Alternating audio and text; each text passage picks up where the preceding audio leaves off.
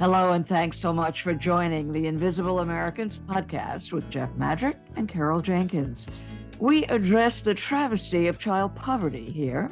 There are nearly 13 million children living in serious material deprivation in America, and we don't see them. They are our invisible Americans, and we plan to change that. A couple of words about us. The podcast is based on Jeff's book, Invisible Americans, The Tragic Cost of Child Poverty. He's an economics writer, author of 7, and co-author of another 4 books on the American economy. And Carol is an Emmy-winning journalist, activist, and author, most recently president of the ERA Coalition, working to amend the Constitution to include women. And we are longtime colleagues and friends.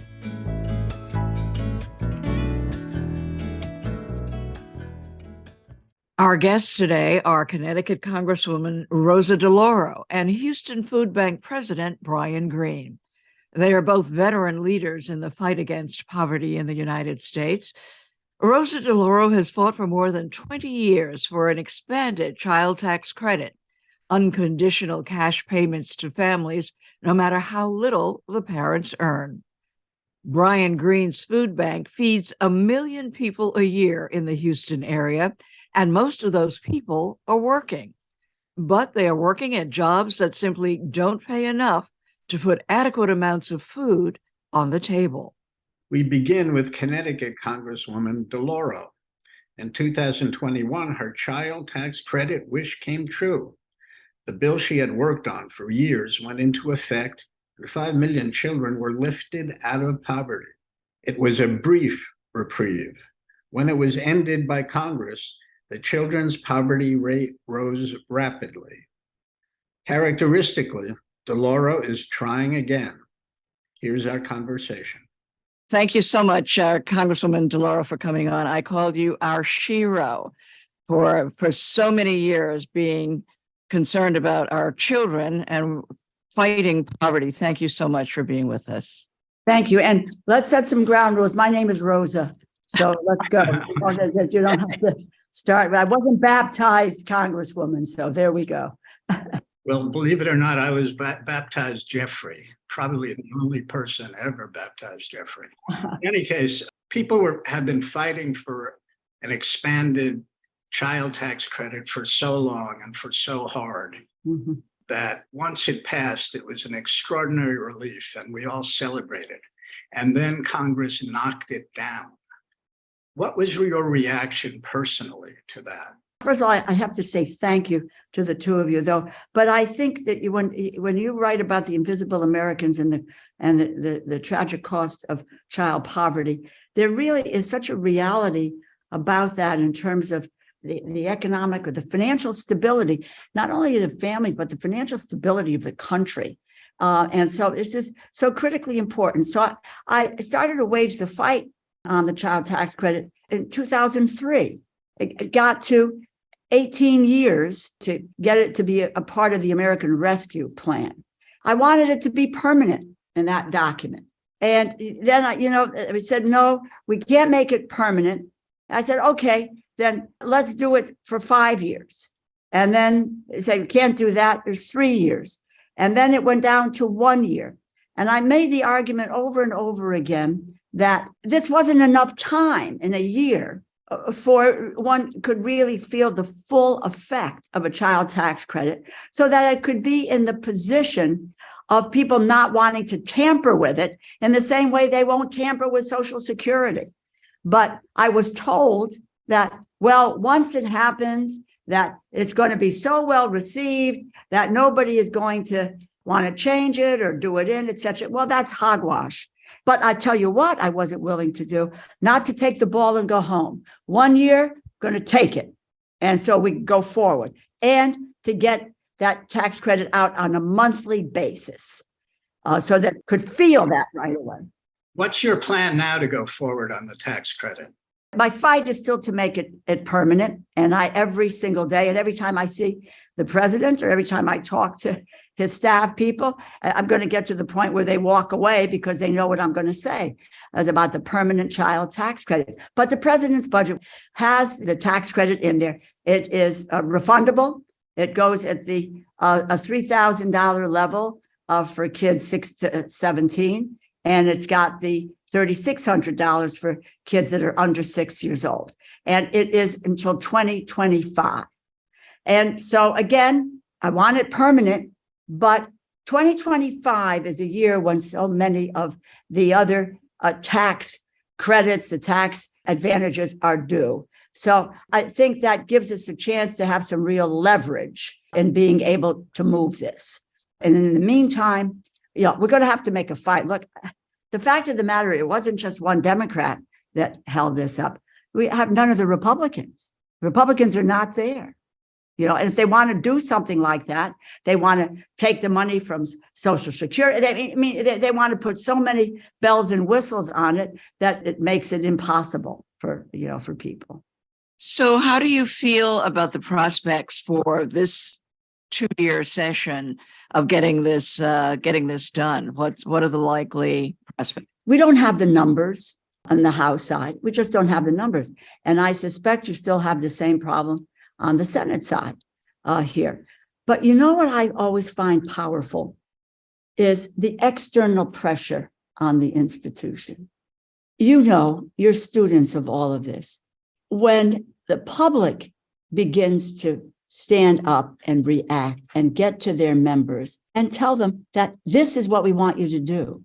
And if you don't, you have a price to pay. That is the kind of effort that we really need right now, is an external aggressive campaign that lets members of the House and Senate know how important this is. There has not been a federal program, in my view, that has had the success that the child tax credit had in a short period of time. It met the vision of the program. We haven't seen that.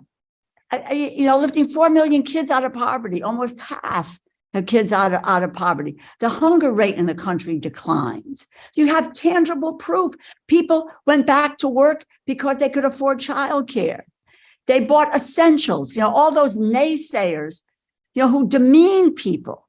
And they say, oh, they're going to dog it. They're not going to go to work. And a Democrat said they're going to spend it on drugs.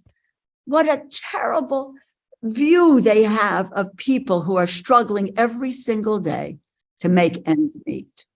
That's a key point, isn't it? There's a terrible view of poor people, that they're irresponsible, that they won't take care of their kids. And this was such a success. It's quite amazing that they let it go. Amazing to me anyway. No, it is. And when you hear from the people who participated, by the way, one, they said we weren't going to do this. Secondly, when we talked about doing it on a monthly basis, oh, no, you can't do it. You can't do it. And, I have to compliment the IRS. They did it. They got it done on a monthly basis. And that is a key. Nobody pays their bills every year, once a year. You pay your bills on a monthly basis. But, the naysayers, they said we couldn't get this in the American Rescue Plan. We couldn't do it on a monthly basis. And then they said that they were going to stay home from work and that they weren't going to spend it on essentials for their families, all of which was disproved, all of which, from the get-go. I'm never one to give up. I don't quit. You can't quit. The stakes are too high. So we'll continue at it. The president talks about making it permanent, but now we have to have the political will to get it done. And I think that political will can be helped by massive external pressure on the institution. Right. Well, we were among those jumping up and down with glee to find it there, and so many other family-friendly positions as well. Paid leave? Exactly. Paid leave and the K and childcare, affordable childcare, all of the things, as you say, get in the way of people leading successful, productive work lives in so many cases. This is not rocket science. You say in Invisible Americans, it is about, plain and simple, providing the resources, the financial resources to families. And which I like so much about the way we constructed the tax credit is that 90% of kids got the same benefit. It's very similar, like to Social Security, that everyone can utilize it. That's what I think helps to even this out. We've got middle-class families, which was a lifeline to middle-class families, low-income families, the most vulnerable families, all of whom could really take advantage of this influx of resources to help to change their lives. Absolutely. That's our joy over this, and a recognition that poor people know how to spend their money. Thank you. Which I think too many Americans have been biased against that notion, including some prominent Democratic senators, as we know. Amen. And Jeff, it makes me cringe the way I see them, demean hardworking people. Yep. Some with 2 jobs and trying to take care of themselves. And, it's no soundbite to say today's families live paycheck to paycheck. They barely can keep their head above water. And, we had some of the comments that came from folks, which were sad. They said, we were able to buy groceries, able to put food on the table. And, now with it gone, I'm going to struggle to feed my kids. I'm not going to eat, but my kids have got to get fed. And I would add this to what you said, Jeff. Much of this is premised on values, and that there's no respect for the values that poor people have, what drives them and what makes them really work as hard as they do. It's the American tragedy. It is the American tragedy. You watch people like Paul Ryan talk about folks in hammocks. I had the chance to write a book several years ago, The Least Among Us, Waging the Battle for the Vulnerable. And I looked at how our social safety net was crafted. And, it was Democrats and Republicans who came together that said that there's a challenge that we have in this country, whatever it was. And despite our own philosophies, our own political beliefs, we have to try to tackle it. We did that with food assistance, especially with, McGovern-Dole, and folks in housing and so forth. They came together and said you needed to do something. That's missing today. That is missing today.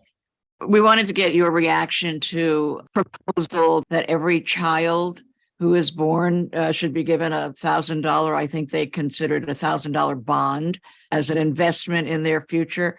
What do you think about that? I know it may be a step too far on this day, but do you think that's has promise?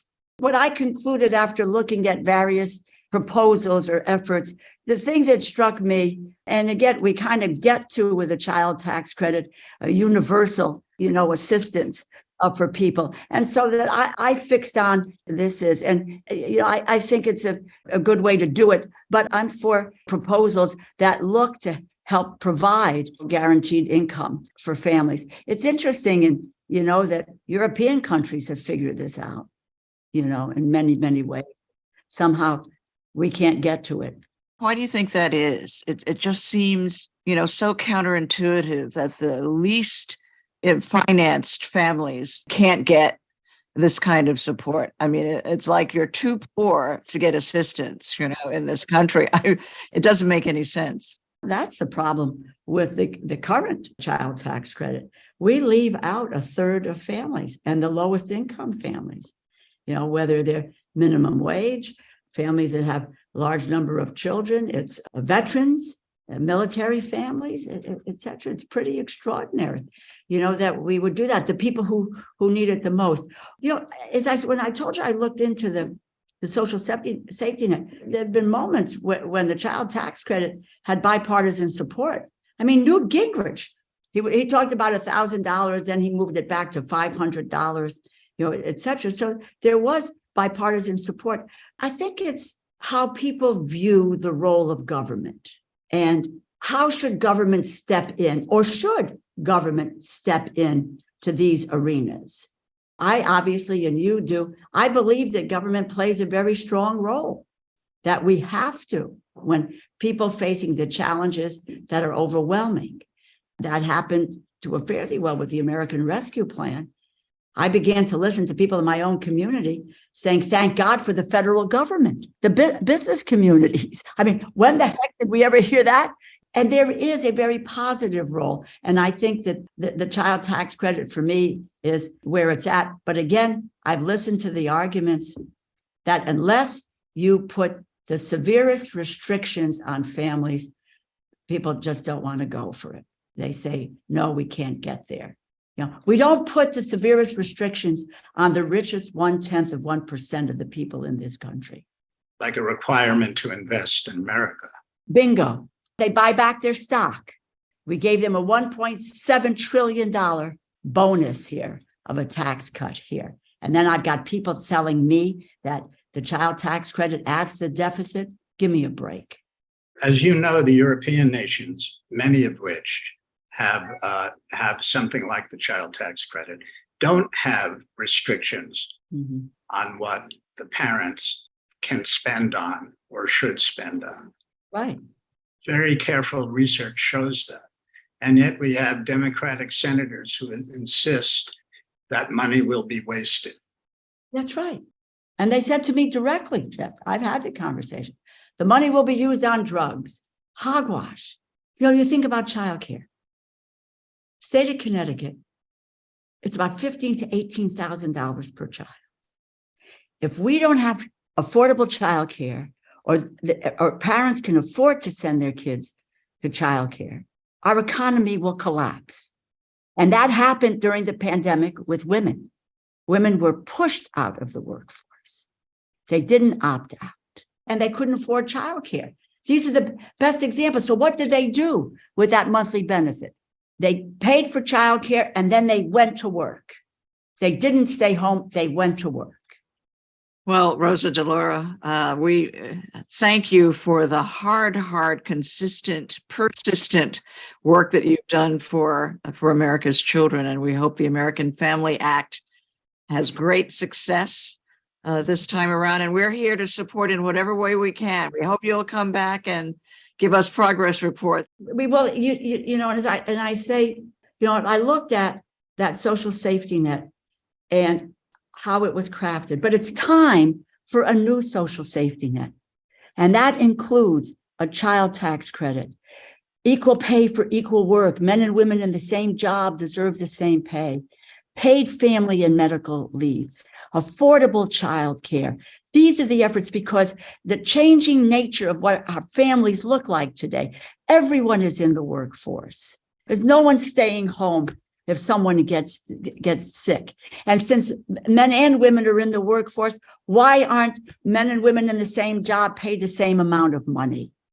Why do caregivers can't go to work if they stay home with their families or they get sick, that they don't have a job or they can't get paid, or we can't look at a child tax credit and help people with their needs when we know how successful these projects should be. So for me, it is a new social safety net that we need to craft in this country. And we need to really galvanize around that kind of an effort and move that forward. Rosa, it's an honor to know you. Thank you. And the same with you. Thank you. Thank you. Thank you. Thank you so much. Take care.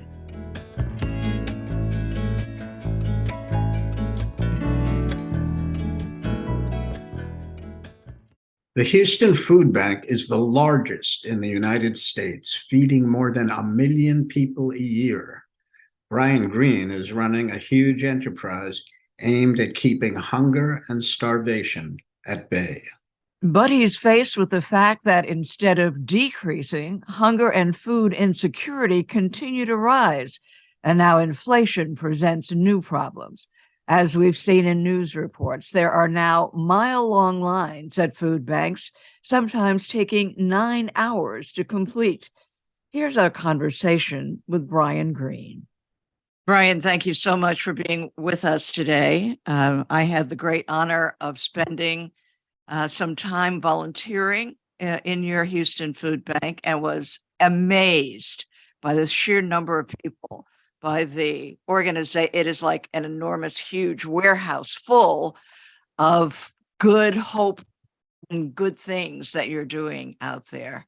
if you could tell us the machinery of it. How do you feed 1 million people? Well, Carol, thank you so much for having me on your show.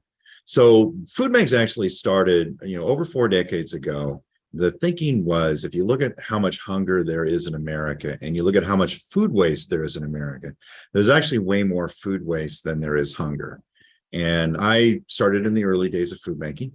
And I can tell you that, our thinking was that if we just did enough of this, so that we would set up these distribution centers, essentially, that would go pursue the surplus food and then channel it through a network of charities. And if you just did enough of that, you wouldn't have hunger. And well, so we've set up systems that do exactly that. We have fleets of trucks like Houston Food Bank, for instance. We run about 70 trucks a day. And we're picking up from the supermarkets, we're picking up from farms, we're picking up from wholesalers, produce vendors, you name it, we pull in and we're distributing to about 1,600 different partners to try and get this food out to families and other initiatives. I can tell you that from having done that, no, it doesn't. We did not solve hunger. We're actually doing enough food now. This food bank alone does about 14 tractor trailer loads of surplus food a day, distributing out into the community, helping families. We serve close to 1 million people. You still have pretty much the same amount of hunger in the United States as I had when I started. That's the mechanics of it. But the part that I think was wrong in our thinking is we thought that we could treat hunger as its own issue. It's not. Food insecurity isn't about food. Food insecurity is about income. So a family that is struggling to get by, there's not just one thing they're struggling to afford. They're struggling to get by, period. And food tends to be their most flexible expense. You can pay 90% of your food cost. Can't pay 90% of your utility bill. You can't pay 90% of medical costs. And there's so many things that you don't have control over how much you pay. Food tends to be the flexible thing. And that's why you see food insecurity and hunger. But it also means that as we're trying to help these families, if we think of the gap as just a meal gap, we're misunderstanding the problem. We're misidentifying. We're understating it, because it's really is, how much are they income insecure? That's the driver. Now, it is nice, and this what makes the food banks work so well, quite frankly, the Feeding America food banks all over the country, is there is so much food surplus that it is a great resource. So collectively, the food banks around the country are providing literally billions of dollars worth of assistance to help these families, and that's great. They're a lot better off than they would be, but it's not enough to overcome how much their gap is, because they're just not making enough money to get by. And these are overwhelmingly working households. 2/3 of the food insecure households in the U.S. have a working adult. They're working, their wages are not enough to get by. Brian, it's Jeff Madrick here. Congratulations on your extraordinary success in building such a large operation. But then you talk about how you can't cure food insecurity. What's the goal if you have enough food? What's the goal? How do you get there? So the way we look at it now is, there is this food waste, and it is a resource. And for goodness sake, we should do the best we can to provide this the families. But we're looking at it as like, well, how do we do this in a way that causes the most impact? So in the early days of food banking, we were trying to shovel the food out the door to get to these households. That was good. We now think more in terms of, well, what are the initiatives? What are the partnerships that we can use this resource that has a significant dollar value? In Houston Food Bank's case, it's like over $200 million worth of resources a year. How do we cause the most impact? So one of the models that we like a great deal, we call food scholarships. We work with mostly community colleges, but also a number of universities. And we target, with their help, they target the students who are struggling financially. The reality is, what we're really trying to solve is they're dropping out. So you think about, like with the community colleges, they've got those middle skill certificate programs like HVAC repair, mechanics, truck driving, welding, medical technician. These are all degree programs that have a living wage job almost guaranteed upon graduation, all right, for completion of the program. Thousands and thousands of people sign up for them. They start, only about 40% complete. That's the tragedy. So what we're trying to do with the food resource is, instead of just being there as an emergency safety net, is how do we make a commitment to that student, like a financial scholarship, where we're going to give what we shoot for is like $2,000 worth of food, like a cash scholarship. There's kind of like food rights at one of the food marks where you can go shop for the food. It's all free for them, to financially stabilize them, with the goal of keeping them in the program. So that's how we're more thinking about, our work. We call this shorten the line. So originally the concept of food banks, we were all about serve the line. More and more food banks are saying, okay, we're going to continue to serve the line, but we really want to try and focus more on what can we do to shorten the line with these creative partnerships. But I want to be real clear on that. We will not end the line by shortening it enough. I mean, the reality is, like, many of these middle skills jobs that people are getting trained for, heck, when you look at what's happening with artificial intelligence and robotics, they may not be here in 20 years. They might be here in 10 years in many cases. Ultimately, this has to be about, how do we ensure that everyone is able to have enough income to get by as we as a society get richer and richer. Brian, you know that our focus on this podcast is the children and the millions of children in this country who are food insecure. And I love, again, what you've done is create several routes to providing them with food. I mean, we all know about lunch programs, but you have elaborated on that gift as well. Can you talk a little bit about the impoverished children that you're feeding? Yeah. So the first thing to point out is food banks are not the largest child hunger fighters in America. It's the schools are the number one child hunger fighting program in America, the school lunch and breakfast program, and making sure that that's maximized throughout the communities. It's amazing how tough a battle that's been, where we know that when they're providing universal lunch and breakfast, it helps all the kids. It destigmatizes the kids who, the lower income families with the kids where they feel like, oh, they're going to look different if they're the ones who are actually doing the breakfast. But it makes a world of difference of whether or not they're going to succeed. So targeting the kids, we look at it ourselves as much as we can. We want to be supplemental to the work that the schools are doing. Right. So one of the things that we do, for instance, we target the after school programs like Boys and Girls Clubs, YMCAs, et cetera. And so we provide hot meals for their after school programs. But again, the real goal there isn't so much, oh, the kid got the meal. That's great. I'm glad the kid's getting the meal. The real goal is I want them to keep them in that after school program. Because they've been able to show that, that those YMCA, Boys and Girls Club, et cetera, after school programs increase graduation rates. The kids are more likely to be successful. Then you think about, well, when is it the kids are most likely to not have food? And that's actually weekends and summer. Summer is hunger season for children. Because you think about during the summer months, the family has 2 extra meals a day to come up with. They don't get more money, they don't have more income just because it's summer. And the rate at which kids are participating in any sort of summer meal program, it's only about nationally 11% of the children who participate in free or reduced school lunch and breakfast participate in anything in the summer. So it's a big hit there. And so we try and really ramp up to do more distribution there. I look at that work, it's kind of, it's like it's stopgap. It's, like kind of like being the last threads of the safety net. It's not the best solution, though. I mean, the best solution is the family having enough money to take care of the kids. So you think about summer months and how much we struggle to reach those kids in the summer food service programs that we do. It's a real challenge because during the school year, the kids are all going to school. It's easy to get them the meal because they're all there in the schools. Boom, there they are. Get them the meal. They're good. They disperse in the summer, right? And so we're trying to chase them down and it's like, okay, can I get them at this community center, at this park or whatever? And we don't reach the vast majority of them. Why on earth are we not just, for those families that are struggling, why aren't we giving them an enhanced SNAP benefit in the summer months to help with their kids so that they can do the meals themselves? It'd be a lot cheaper than our way of doing it.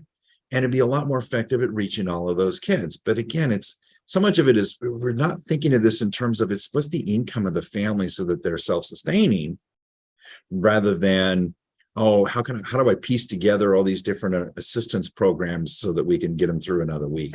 You talk a lot about the quality of food as part of the hunger security program. Oh, big time. How do you get the kids to eat this stuff? I've done a fair amount of reporting in my writing and my books about how they just won't eat good stuff. What do you do to try and coax them? I'm going to take a step backwards, just because you touched on something that is definitely a hot spot for me.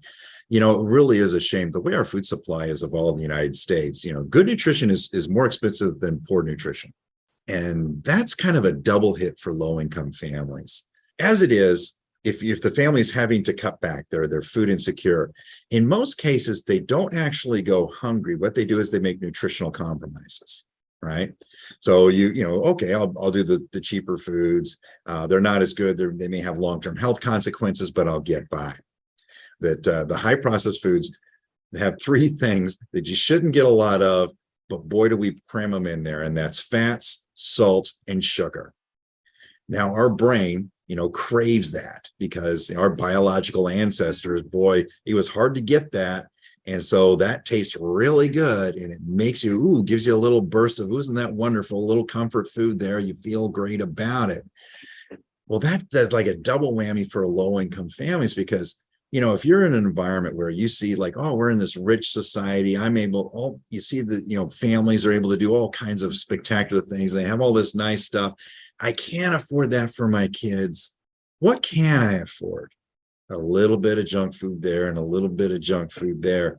The next thing you know, the kid's habit is actually having these less nutritious foods, but ones that, that hit our pleasure center quickly. And it makes you feel a little bit less poor for a while. That then becomes a real challenge on what to do.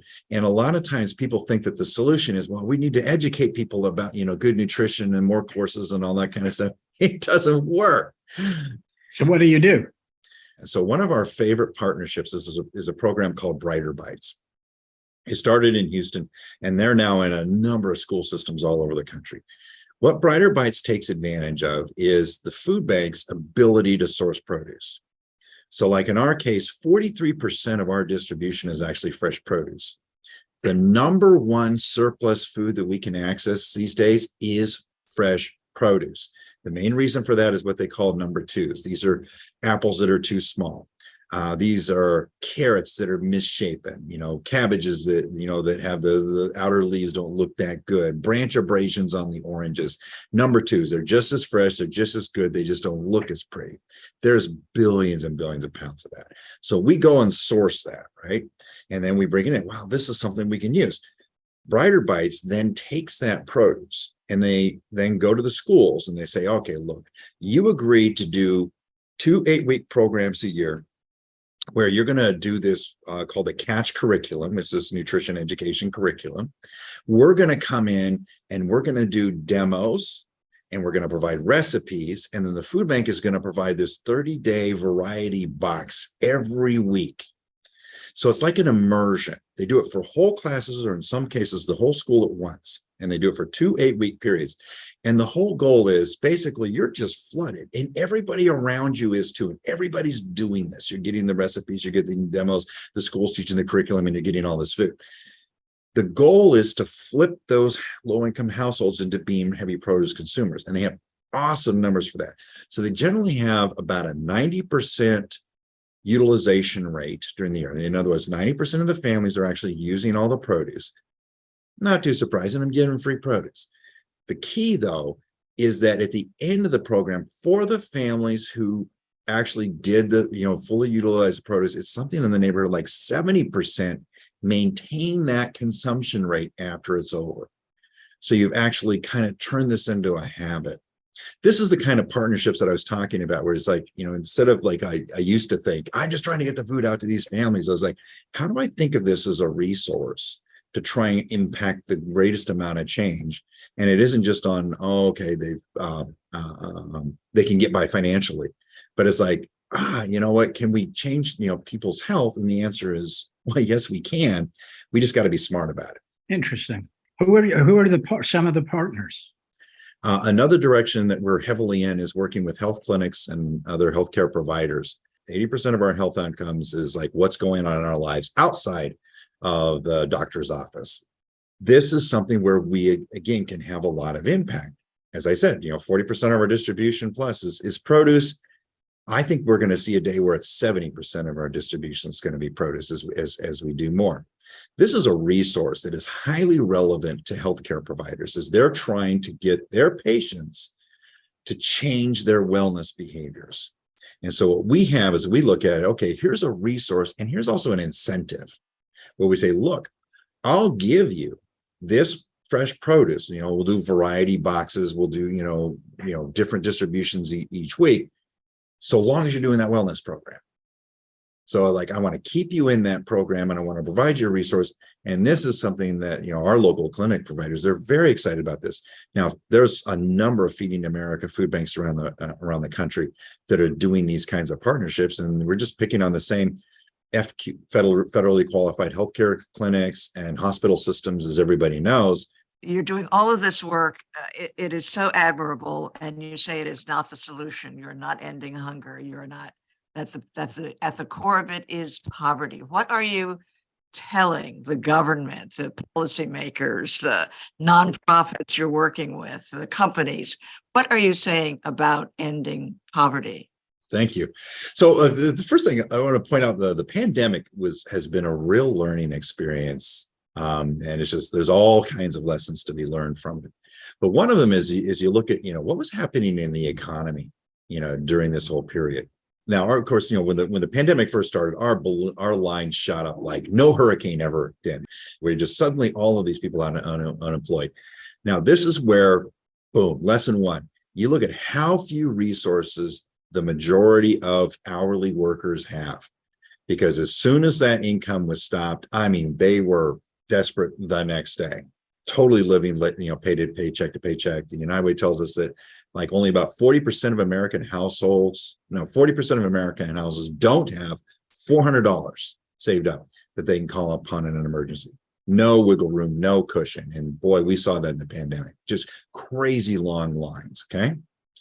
Wow. Just like no cushion. This is what life is like. When the businesses started opening up and they're trying to get people to come back, and wow, there was a lot more reluctance, and older people were saying, you know what, I'm not working out. I'm not going to come back, or you're going to have to pay more. And you know what, when those wages started really going up for the first time in like 4 decades, where wages at the bottom actually saw a significant increase, they've been just stagnant for decades. We saw it. It really had a significant impact on shortening those lines. Because again, 2/3 of food insecure households are working households. People working, they're not making enough money. For the first time, we were seeing a turn in that. And that was great. The other thing, child tax credit. When those hit, we saw a big drop in the lines immediately. When that stopped, guess what happened? The lines went right back up. It's tight. That's why, like, people say, you need to be asking for food assistance. What works in the child tax credit was the perfect one because it most well targeted. You want to talk about as we were doing the stimulus at the early stages of the pandemic. Now I get it. The government had to do something and had to do stuff that they could do quickly and universally, et cetera. Not very targeted at all. So a lot of that money did not have the impact that we were shooting for. But I tell you that the things that were targeted to the low-income families, especially families with kids, that had the most impact. We made our push to try and support that because there was the SNAP enhancement and the child tax credit, the two things the government said that had the biggest impact that we could see on the low-income households. Like, oh man, is the stimulus checks, had much more universal, but so many of the households, good for you, you got the money, you didn't need it. The households that really needed it, you could really tell with those two changes.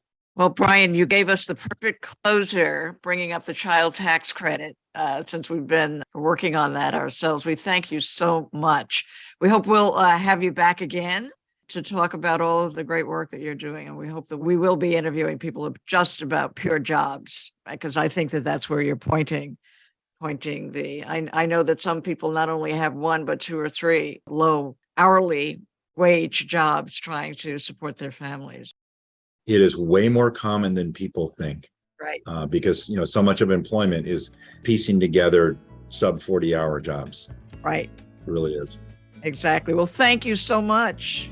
Thank you, Carol and Jeffrey. It was a pleasure to talk to you.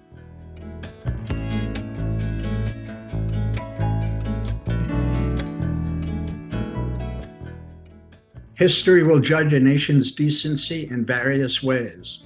One of them will surely be the well-being of all its children. American neglect of its poor children is both inexplicable and deplorable.